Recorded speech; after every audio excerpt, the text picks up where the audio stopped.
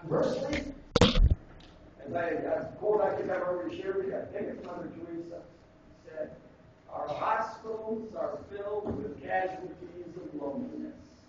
So conversely, in fact, if we went into the hospital right now, especially the ICU, intensive care units, and had a good measure of the extent of the social support network of each one of these individuals, we would find a statistically palpable positive relationship between survival and social support.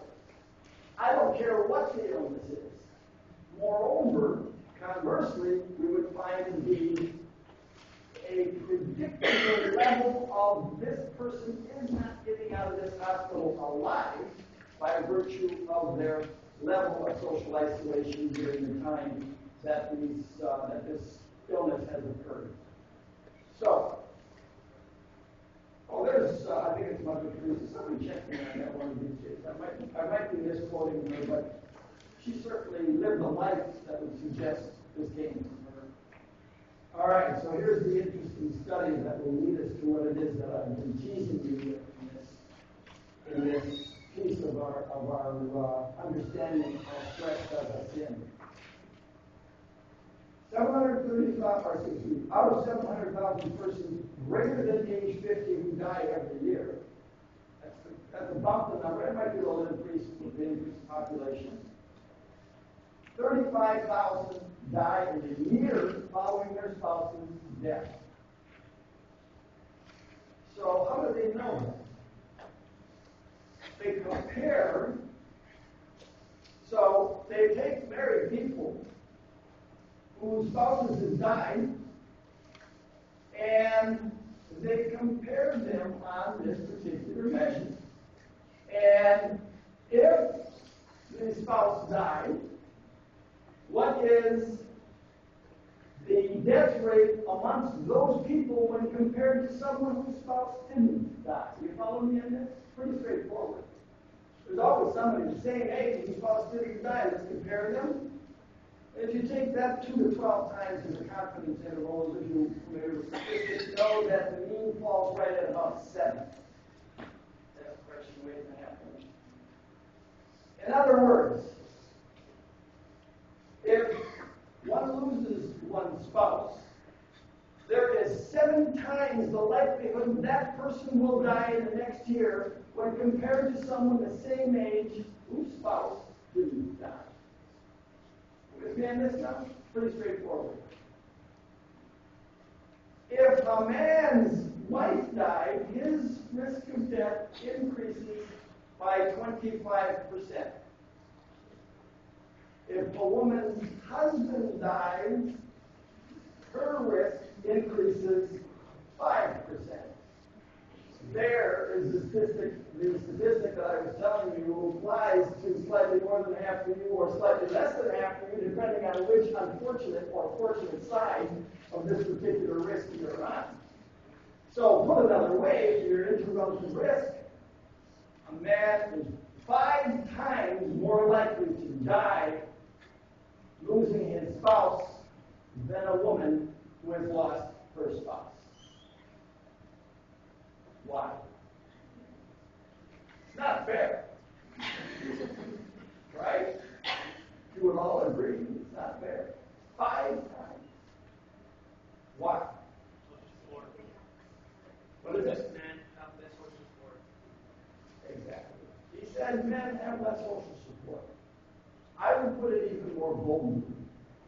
Men compared to women are socially retarded. When you compare the level and depth of social support systems in women cross-culturally, it absolutely far exceeds the most socially connected male that you could possibly find. Women, I can tell you, have much more comfort with intimacy. And I use this term very generically. Intimacy within their own gender.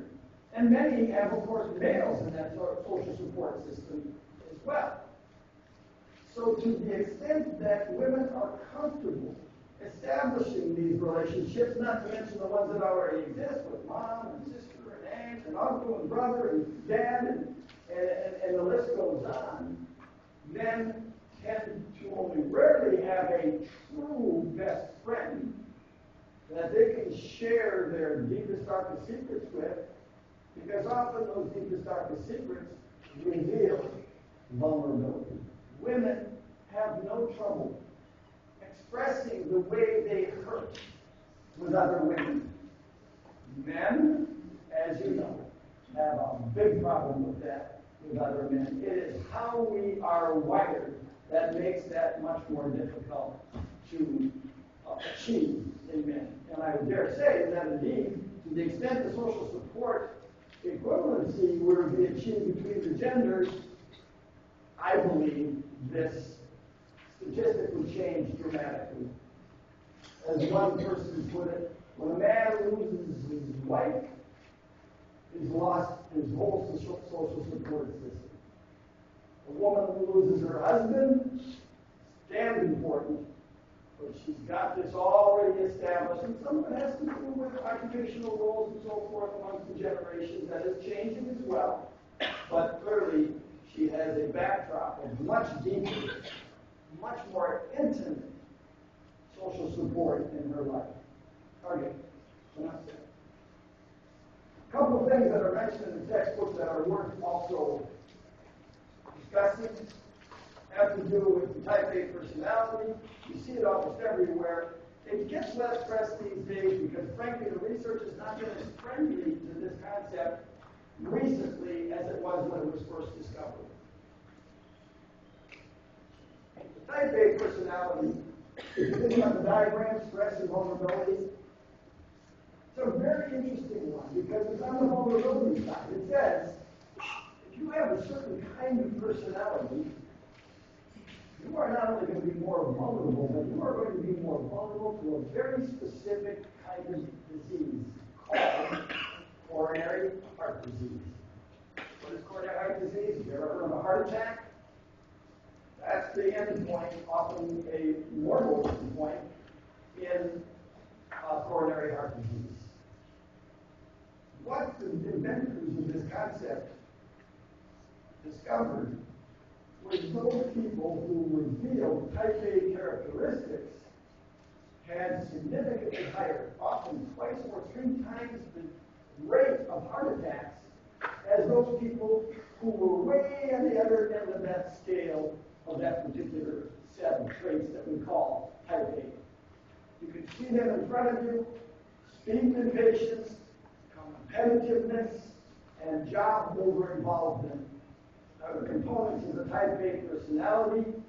And the trick in this particular concept has to do with the level of extremeness. Put another way, in order for you to be at much greater risk, you must be above the 90th percentile. That means you have more type A characteristics than 9 out of 10 people. Or if you're type B, you have so few type A characteristics that 90% of the population has more than you.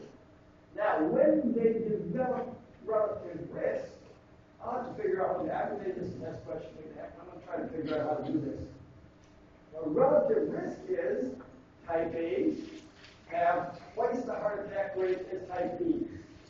But if I'm telling you that the type B is defined at the 10th percentile and below, the type A is at 90th percentile and above, who are we excluding in the population? 80% of the people who don't fit in either of those categories. So you see, it's a very too specific, if you will, a comparison between 2 extreme personalities.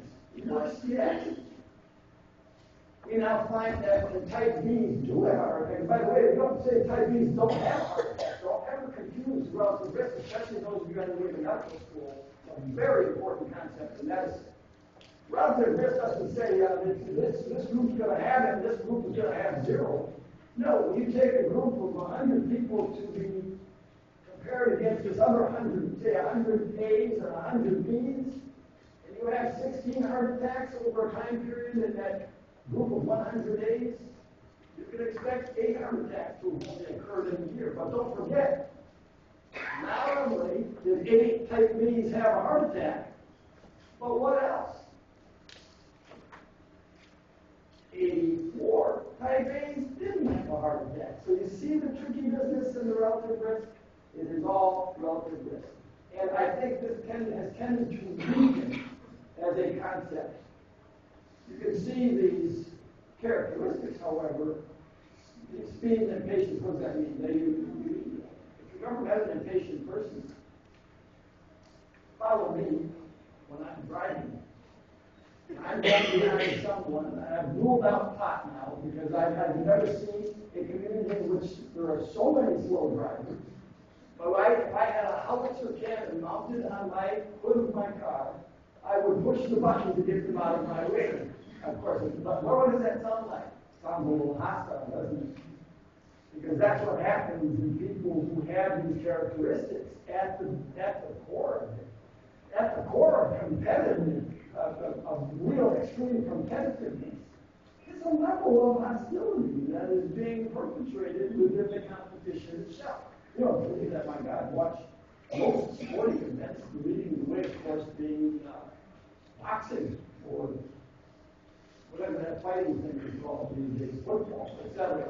All right, so if you're good at it, we've come to find that there may be some extreme hostility at the core of this top personality. But here's the key: before you label me type A, I have to hit all 3 of these characteristics, and I have to be worse than 90% of the population. And for the double the risk to hold up, I actually have to be worse than 95% of the population. At not 90th percentile, it's about 1.7 times the risk. At the 95th percentile, it's twice the risk. Okay? So now here's the take home on this. It's the last bullet here. And that is, well, first of all, did I mention the third bullet? Type A's, when they have a heart attack, compared to the type B's who had a heart attack, we find they survive. They are more likely to survive their heart attack than type B. So that kind of muddies the water about what is this concept and its importance in understanding medicine. We now know that at the core of this personality type, and independent of this personality type, hostility is a far more potent, loaded gun that you're holding to your head. And that is, when we measure hostility, now you think about it, I've already gave you some data on the common cold, and that was maybe or maybe not kind of impressive. Well, think about this one. When we use the MMPI research scale to measure hostility, short fuse kind of hostility, hostility related to the way we view people, almost kind of just short of paranoid, but certainly mistrusting and having an underlying sort of hostile attitude towards the intentions of others. All of those factors get measured in this brand of hostility, and we get a score, a 50-point test. 50 is 50 questions. When we take that score to the cardiology unit, where someone's getting visualized the amount of atherosclerotic plaque in their coronary arteries.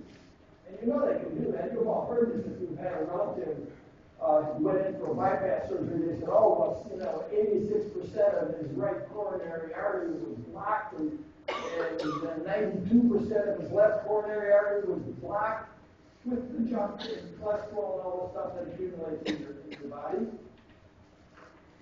When you look at that percent in 50-plus-year-old males, the amount of correlation is significant.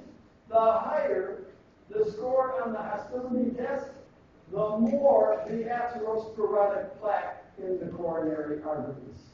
So this tells you there's something, we don't know exactly what, but there is something about walking around, and if I can return to another concept, with something that goes right with it, walking around life with a pessimistic and hostile attitude is going to contribute to the normal process. I say normal process because when does atherosclerotic disease begin? I don't see majors. When does junk start? When is the process by which the arteries become brittle and more likely to have cholesterol, fatty substances embedded in the tissues of the coronary arteries? When does that process start? No biology majors here today. If we were here, they would say in unison at birth. It starts right away. The arteries are very elastic at birth, and yeah, this process is very, very slow. But the more brittle the arteries become, the more stressed an individual is, and those arteries pinch down as the blood is going through, carrying the cholesterol, the more likely things get embedded in the intima of these vessels, and the more likely things occur. So now, the guy without that factor, who might have seen his 75th birthday, is a casualty at 42. And indeed, you know that has a genetic loading as well. Remember, all of these events respond to the model of bio, psycho, socio-cultural influence. We hit almost every one of those just in the last 15 minutes when I talked about atherosclerotic plaque, hostility, type A, psychological, socio-cultural, social support, by the way, being extraordinarily more powerful right here in the valley than in the southeastern area of Wisconsin, where I grew up, to be sure. So you see, each one of these factors has its way of contributing to or buffering against the effect of stress. Indeed, if you read some of the best cardiology work on why Hispanics appear to have somewhat of a lower heart attack risk, who knows what the factors? There's two words. Have I told you this already? And you're just waiting for 11:30, 12:35. Two words. Who's going to give me the two words that account for Hispanic invulnerability? It's relative. Relative invulnerability to coronary disease when compared to the Anglo population elsewhere in the country. One, she wants to say social support, and that's correct. That's correct, but we're going to summarize that because there's two factors. We're going to summarize that with family. You'll never guess the second. Beans. Correct. You know that indeed beans, when eaten regularly in the diet, lower cholesterol. It's one of those lower cholesterol, lower insulin, so don't change the diet. But nonetheless, you can see how these factors can become risk and buffering against or with the process that occurs in all of us and is occurring as we speak. And what is it doing? It's ensuring that you don't live too long. A species that lives too long is ultimately going to create its own demise as a species. So those things that are within you are obviously there for the species. Unfortunately, we now know that there are certain factors in the lives of individuals, stress not the least of them, that quicken that process way too much. When someone is slumped over their desk, some executive is slumped over their desk, dead at age 42, like that very famous recent example, I forget his name now. He had one of those Sunday morning talk shows with the politicians. Outstanding journalist. Found evidence death at age 42, sudden death from a coronary event. It happens. And you know that those statistics are the ones that drive us to research more about the factors that contribute to it. Okay, I think I'm near the end of this. So, when we measure hostility, by the way, that's what we were measuring in that coronary unit. Remember when we were doing the atherosclerotic visualization? Cynical hostility, MMPI measure, positive correlation is the amount of atherosclerotic plaque visualized in those coronary arteries. Okay? Poorly controlled hostility, short fuse, what I call short fuse hostility, I bet you know somebody with a short fuse. Well, to whatever extent they don't get control of that short fuse, to that extent they are much more likely to be diagnosed with hypertension, high blood pressure, earlier, and then that's going to happen naturally. And it will happen naturally sooner or later because with aging, those arteries become less able to do this. They become brittle, and they only stretch so far. You take a newborn, you would want to do this, but if you take the coronary arteries of a newborn, you can stretch it like a balloon because of the elasticity associated with you. Probably true of most of you as well. But there are factors, and this is, I think, the concept I want to leave you with from this area of the lectures is the incredible power of psychological factors not only to contribute to exacerbate illnesses, but in some cases actually precipitate illness, even precipitate death. Very, very powerful, usually understated by the medical profession until the medical professional you're talking about has had a significant amount of clinical experience and says, oh yeah, I see that in my practice all the time. All right, so we move on from this to what anxiety disorders on Monday. Have a great weekend. Here's my advice to all of my students. On weekends, you study, I party.